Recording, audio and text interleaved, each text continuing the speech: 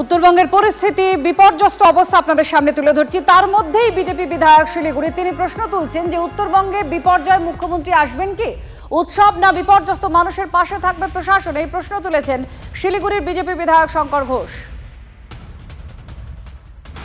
আজকে যখন উত্তরবঙ্গ বিপর্যস্ত, পাহাড়ে মানুষের মৃত্যু ঘটেছে, ধস নেমেছে, দার্জিলিং, কালিম্পং, কার্শিয়াং বিচ্ছিন্ন হয়ে গিয়েছে, এই রকম পরিস্থিতিতে মাননীয় মুখ্যমন্ত্রী পাহাড়ে আসবেন কি?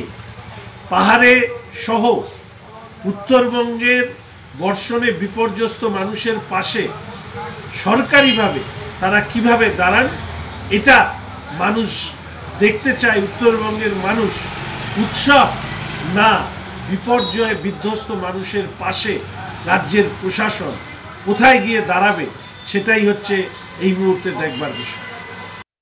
আপনারা